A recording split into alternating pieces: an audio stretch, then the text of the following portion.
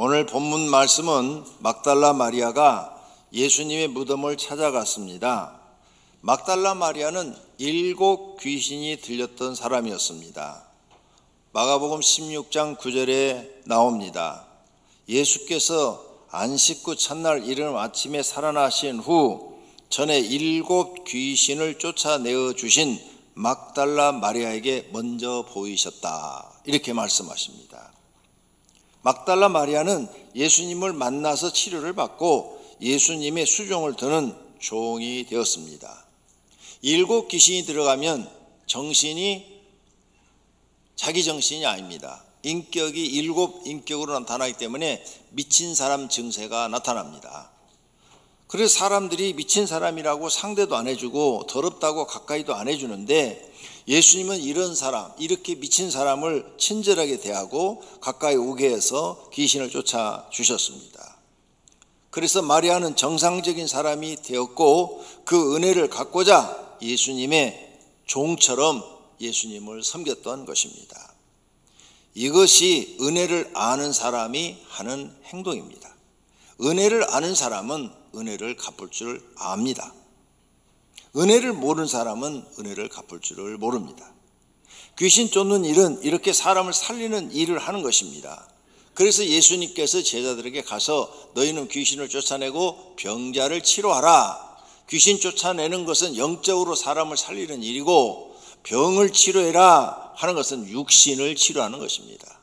그래서 교회는 영혼도 치료하고 마음의 상처도 치료하고 그리고 육신의 질병도 치료하는 줄로 믿습니다. 이렇게 귀신 쫓는 일을 비평하려고 하지 말고 귀신과 악령 그리고 마귀를 쫓아내고 사람을 살리는 사람들이 되시기를 축원합니다. 그게 진짜 그리스도인의 모습입니다. 그 후 예수님이 억울하게 십자가의 처형을 받고 죽자 마리아는 슬퍼서 많이 울었습니다. 그리고 돌아가신 예수님 몸에 향유를 부어드리기 위해서 향유를 준비해가지고 안식일 날 첫날 3일 후, 금요일날 돌아가셨으니까 3일 후에 몸에 향유를 부어서 오랫동안 보존하려고, 왜? 죽었다가 살아나는 그런 기적은 아무나 일어난 일이 아니기 때문에 마리아의 신앙으로서는 예수님의 말씀을 들었지만 그래도 긴가민가 했겠지요. 그래서 안식일 날 찾아간 겁니다. 그래서 안식일에 향유를 준비해 두었다가 그 향유를 바르려고 막달라 마리아와 다른 여인들이 예수님을 찾아간 것입니다. 그랬더니 예수님 시신이 없는 거예요. 그리고 그 자리에 2 천사가 있는 것입니다. 그리고 2 천사가 예수님은 부활하셨다고 여자들에게 말씀을 했습니다. 그래서 돌아오려고 하는데 예수님이 막달라 마리아에게 나타났어요. 막달라 마리아는 부활하신 예수님을 처음으로 만난 여제자가 된 것입니다. 마리아가 부활하신 예수님을 만났을 때 얼마나 기뻤을까요? 아마 기뻐 춤을 추었을 것입니다. 우리가 영생 얻어 예수님을 만나는 것은 마리아처럼 기쁜 일입니다. 모두가 그렇게 되기를 축원합니다. 그렇다면 부활하신 예수님은 첫째로 사람들에게 소망을 줍니다. 영생의 소망을 줍니다. 죽음이라는 슬픈 것이 인생을 비극으로 만들었습니다. 그런데 하나님께서 다시 살리어 영원히 살게 해 주시니 소망이 생긴 것입니다. 예수님이 직접 말씀하십니다. 예수께서 이르시되 나는 부활이요 생명이니 나를 믿는 자는 죽어도 살겠고. 아멘. 예수님은 죽은 우리를 다시 살리시는 놀라운 능력의 하나님이신 줄로 믿습니다. 그래서 우리에게 죽음으로 너무 슬퍼하지 마라, 부활이 있다, 이 소망을 주신 줄로 믿습니다. 그 다음 천국의 소망을 줍니다. 이 세상은 아무리 좋은 세상이라 할지라도 소망이 없습니다. 지금 온 세계를 보십시오. 전쟁, 그리고 기근, 물가 폭등, 그리고 또 여러 가지 코로나로 인한 전염병에 대한 어려움, 경제적인 어려움, 온 세상이 지금 난립니다. 또 이자가 높이 올라감으로 인해서 은행돈을 쓴 사람들이, 온 세계 사람들이 다 지금 망하고 있습니다. 그리고 무엇이 정인지를 모르겠어요. 다 자기들이 정의롭다고 말을 해요. 공의롭다고 말을 해요. 그런데 우리가 보면 틀렸어요. 그런데 다 정의롭다고 합니다.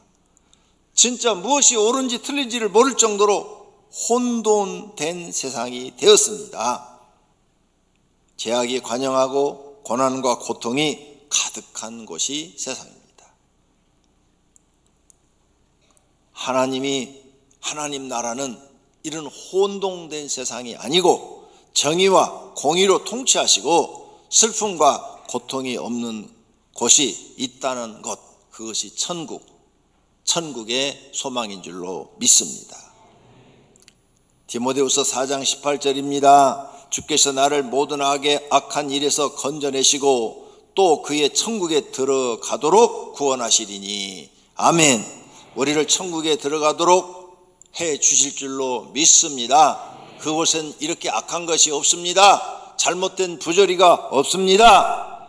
옳은 것만 있는 줄로 믿습니다. 그 나라를 우리에게 주시겠다는 겁니다.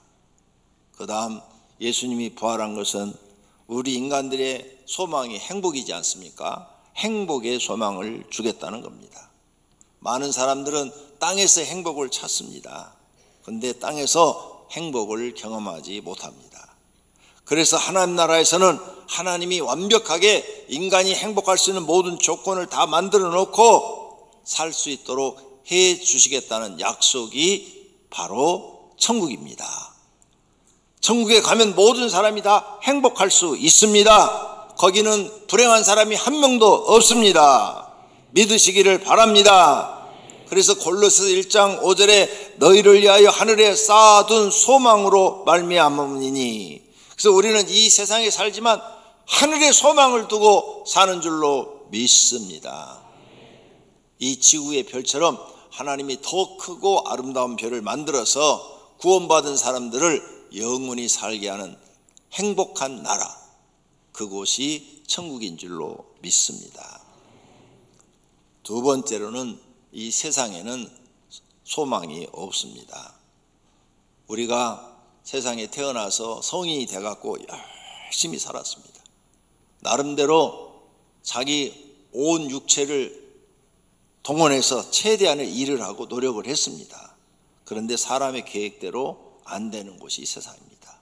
그래서 사람들이 불행해지는 겁니다. 나이가 먹으면서 사람들이 깨달은 것이 내 마음대로 안 된다는 것입니다. 열심히 살았지만 불행해지고 고통스럽고 고난을 받고 괴로움 속에서 살고 있는 것입니다. 솔로몬은 이 세상은 헛되고 헛된 곳이라고 말씀을 합니다. 전도서 2장 10절에 무엇이든지 내 눈이 원하는 것을 내가 금하지 아니하며 무엇이든지 내 마음이 즐거워하는 것을 내가 막지 아니하리니 하였으니 이는 나의 모든 수고를 내 마음이 기뻐하였음이라. 이것이 나의 모든 수고로 말미암아 얻은 몫이로다. 그 후에 내가 생각해 본즉 내 손으로 한 모든 일과 내가 수고한 모든 것이 다 헛되이 바람을 잡는 것이며 해 아래서 무익한 것이로다. 솔로몬은 그 시대의 최고의 부자입니다. 그리고 최고의 권력을 가지고 있어요. 그래서 자기가 마음에 원하는 대로 다 했습니다. 솔로몬이 가장 큰 일을 한 업적이 뭡니까? 성도님들은 일천번제 그리고 성전 짓는 거, 이것만 알고 계시죠? 그건 교회에서 말하는 거고요. 일반 사기, 왕들을 기록한 역사서에 보면은 솔로몬이 제일 많이 한 것은 건축업입니다.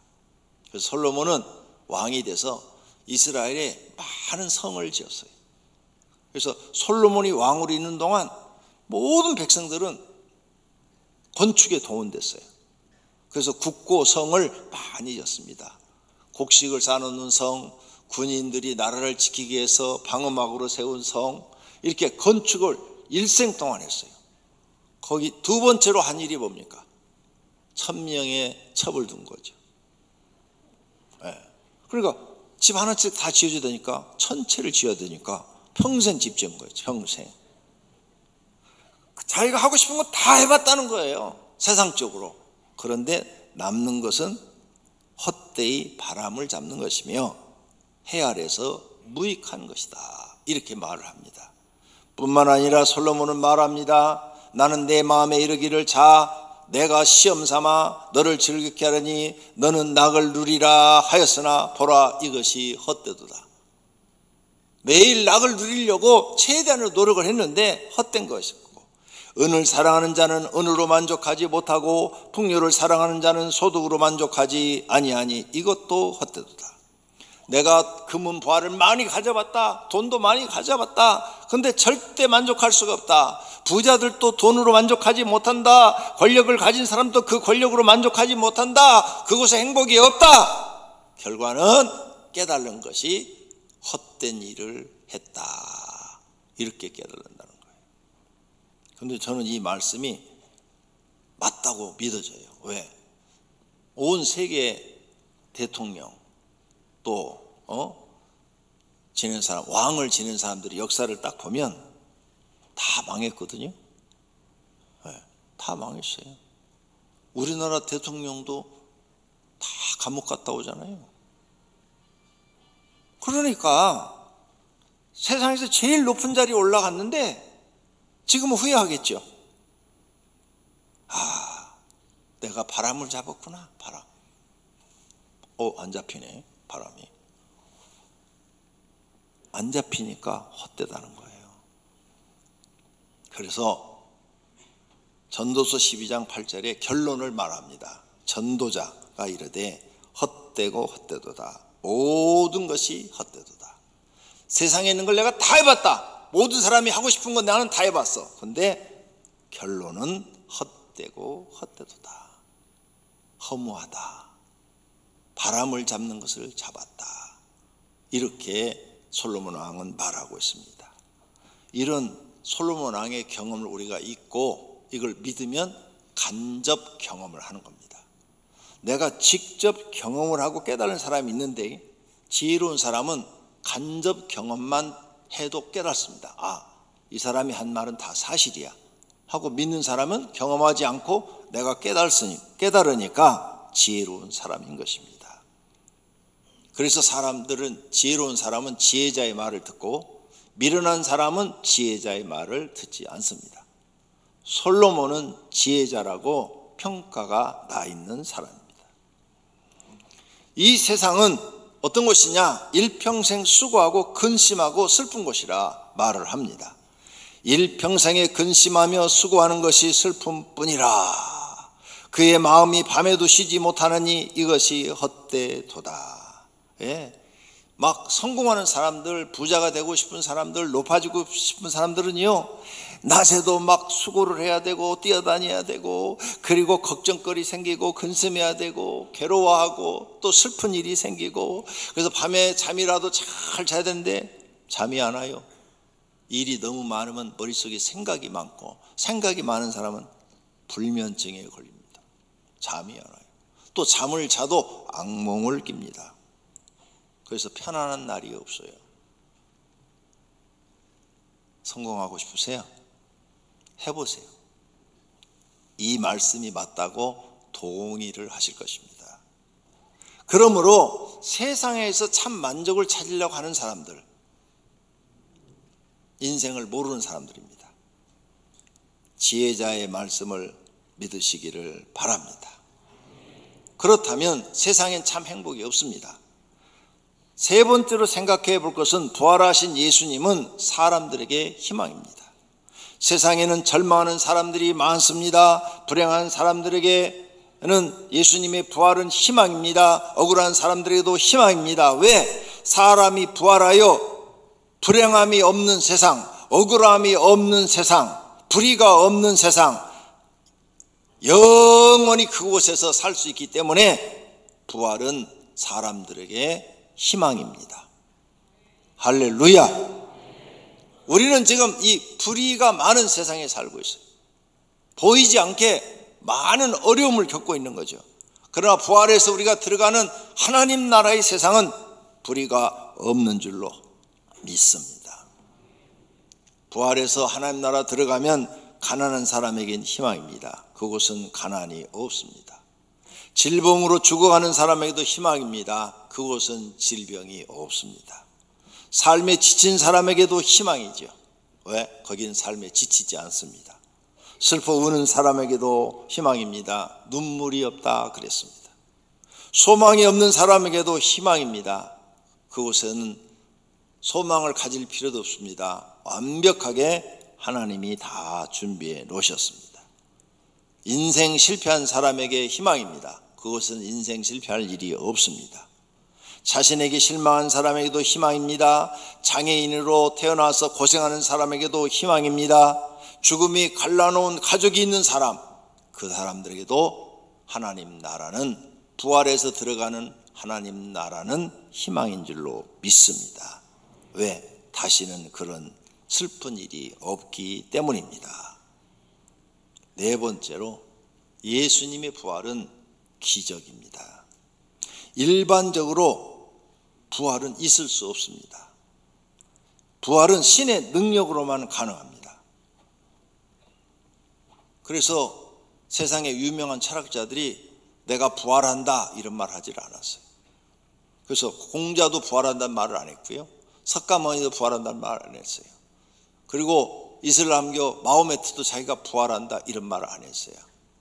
그런데 우리나라 이단 전도관의 박태선 씨가 3일 만에 자기가 부활한다고 그랬어요. 그런데 아직까지 못 일어나고 있어요. 부활의 것을 보았다는 사람이 아직까지 한 명도 없어요. 아주 통 큰 거짓말을 한 거죠. 사기를 친 거죠. 왜? 부활할 자신이 없으니까 아무도 자기가 부활한다는 얘기를 할 수가 없어요. 그런데 예수님은 자신이 부활한다고 그랬어요. 그런데 3일 만에 진실로 부활한 줄로 믿습니다. 우리의 부활도 마찬가지입니다. 하나님의 능력이 아니고는 부활할 수 없습니다. 즉 기적이 아니고는 부활할 수 없습니다. 부활도 영생도 천국 들어가는 것도 가족을 만나는 것도 예수님의 재림도 들림 받는 것도 다 기적입니다. 하나님 믿는 사람들은 이런 기적을 앞으로 경험하게 될 줄로 믿습니다. 그런데 사실은 놀라운 것이 있습니다. 하나님 믿는 사람들 그리고 기도를 많이 하는 사람은 지금 현실 속에서도 많은 기적을 경험하고 있습니다. 회사가 부도나는데 기도했더니 하나님이 다시 회복시켜주는 기적을 경험합니다. 죽을 병에 걸렸는데 기도했더니 하나님이 치료하시는 경험을 기적같이 경험합니다. 지금도 진짜로 하나님을 믿는 사람들에게는 기적이 매일 일어나고 있는 줄로 믿습니다. 하나님 믿는 사람에게는 기적이 일상입니다. 특별한 게 아니에요. 기도 많이 하는 사람에게는 언제나 기적이 따르는 줄로 믿습니다. 무슨 일을 해도 하나님이 도우셔서 기적이 일어나서 그 사람을 인도하고 있는 줄로 믿습니다. 사랑하신 성도님들, 기적을 많이 경험하시면 부활의 기적도 믿게 될 줄로 믿습니다.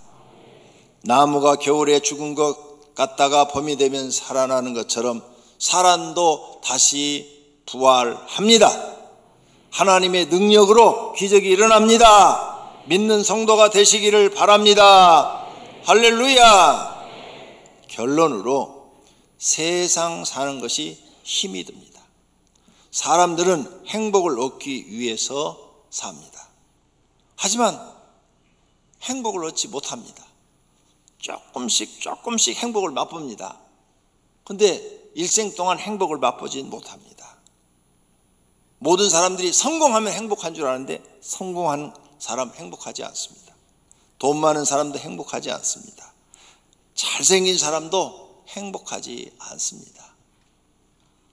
교회 다녀도 행복하지 않습니다. 목사가 되면 행복한 줄 알아요. 절대 그렇지 않습니다.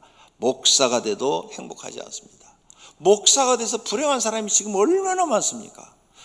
교회 다니도 불행한 사람이 얼마나 많습니까? 왜 그럴까요? 예수님을 믿는데 예수님의 진리를 모르는 겁니다. 그래서 행복한 사람은 어떤 사람이냐?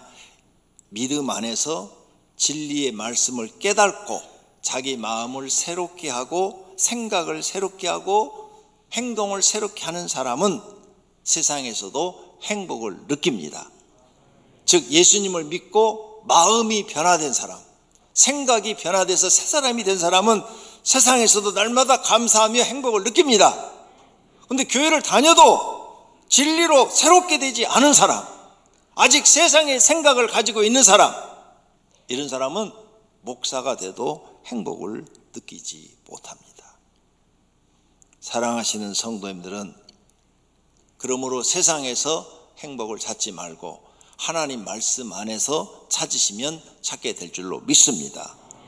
부활도 하나님 말씀 안에 있는 행복입니다. 하나님 나라도 하나님 말씀 안에 있는 행복입니다. 실제로 있습니다. 믿으시기를 바랍니다. 예수님이 부활한 것이 나와 어떤 관계인가? 무슨 상관이 있는가? 부활하신 예수님은 자신과 깊은 관계가 있습니다. 왜? 예수님은 우리 인생의 길이요 진리요 생명이십니다. 예수께서 이르시되 내가 곧 길이요 진리요 생명이니 나로 말미암지 않고는 아버지께로 올 자가 없느니라 말씀하셨습니다. 이 말씀은 내가 너희들을 인생을 행복하게 사는 길을 제시해 주는 분이라는 거예요. 내가 말 전한 대로 너희가 살면은 너희는 행복한다. 그런데 우리는 예수님의 말씀대로 안 살아요. 세상 지식으로 사는 거죠. 그래서 여러분은 행복하지 못합니다. 예수님이 그랬잖아요. 하나만 깨달아도 돼요. 내일 일은 내일 염려하라. 한날의 괴로움은 그날의 족하니라. 이거 하나만 깨달아도 내일 지금 걱정하실 일 있어요? 주님이 뭐라고 그랬어요? 내일 눈 뜨면 하래잖아요. 오늘 하지 말래잖아요. 땡겨갖고 하지 말래잖아요. 내일 빚 안 갚으면 집 넘어가요? 그건 내일 걱정해요. 이렇게 하나하나 실천하면요 행복해요. 너희는 마음에 근심하지 말라. 하나님을 믿으니 또 나를 믿으라. 예수님이 그랬거든요. 주님이 하지 말았어요. 안 하면 되는 거야. 예수님이 길이라고 그랬으니까 예수님이 내 인생 길을 다시 지금 안내해 주니까 나는 예수님의 가르침을 받고 새 사람이 돼서 예수님 가르침대로 살아야지. 이런 사람들은 인생의 길이 이제 열려요. 편안해지고 행복해져요. 그리고 천국 가는 길이요. 영생을 얻는 길이에요. 진리는 뭐냐? 참되고 바른 것. 예수님이 하신 말씀이 너의 인생을 참되고 바르게 가르친다는 거예요. 생명. 예수님이 곧 생명이에요. 너의 마음 안에 예수님이 있으면 너는 영생을 얻을 것이고 네 마음속에 예수님이 안 계시면 영생을 얻지 못하는 거예요. 죽은 자도 예수님은 나사로를 살렸어요. 생명을 그에게 넣어주는 거죠. 생명이 하나님께 있다 이 말씀이에요. 네가 이런 걸 깨닫고 예수님을 쫓아서 예수님의 가르침을 따라 산다면 너는 인생을 낭비하지 않고 아주 행복하게 살고 가치 있게 살고 보람되게 산다는 거죠. 그리고 죽을 때 허무하다 이딴 말 하지 않는다는 거죠. 예수님 십자가에서 무슨 말씀하고 죽으셨어요? 허무하다 그랬어요? 다 이루었다. 너도 죽을 때 예수님 말씀대로 살게 되면 주님이 명령한 거 다 이루었습니다. 영적인 사명 감당했고 육적인 사명 감당했습니다. 이제 주님 말씀한 거 다 감당했으니 내 영혼을 아버지께 부탁하나이다. 할렐루야. 예수님처럼 그런 분들이 될 줄로 믿습니다. 믿고 예수님 따라가면 행복해지고 영생 얻어 그리고 들림과 부활의 기쁨을 얻게 될 줄로 믿습니다. 모두가 그렇게 되기를 축원합니다.